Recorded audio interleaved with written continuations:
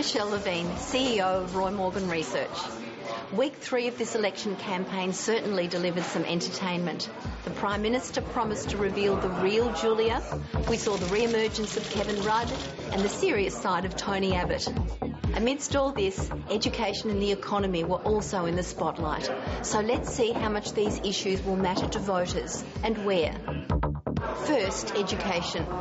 Julia Gillard promised principals more control over the running of their schools and to increase the family tax benefit for teenagers who are still at school or in training.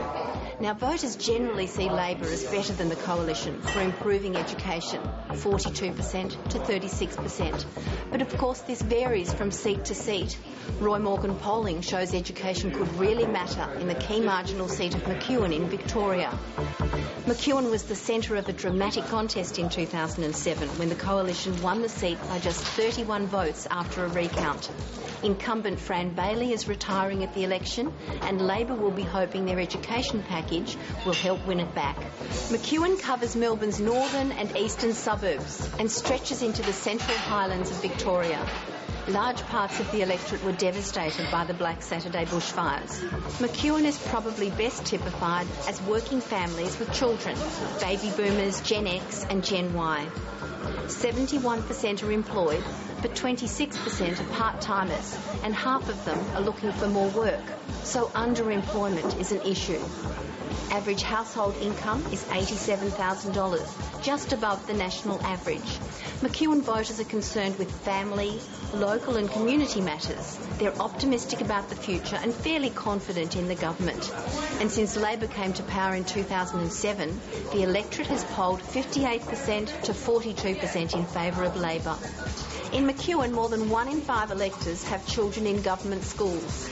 In this very marginal Coalition seat that requires only a swing of 0.02% to go to Labor, some 10% of all electors consider improving education to be the most important political issue and believe the Labor Party is better to deliver it. Now, 10% may not sound much, but if even a small proportion of these people vote based on education, the seat will be won by Labor. The economy is another issue that really matters, and this week we saw the government try to turn attention back to the economy. The Reserve Bank's decision to hold interest rates helped. Economic issues are particularly important in the election battleground of Western Australia, where latest Roy Morgan polling shows the Coalition ahead. One of the most marginal seats is Hasluck, which covers a stretch of Perth's eastern and southeastern suburbs. It's a Labor-held seat, but redistribution has reduced Labor's margin to only 0.9%. And the latest Roy Morgan polling shows the electorate sitting at 50% to 50%. Hasluck is a relatively blue-collar, lower socio-economic electorate. Even so, the average household income at $87,000 is just above the national average due to the mining boom.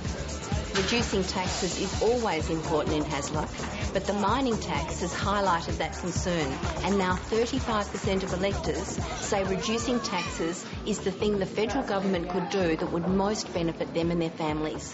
Typically in Hasluck, electors believe the Coalition is better for managing the economy, and the major parties are seen as similar when it comes to taxation. So Hasluck could go either way, although Labor has a good chance of holding the seat.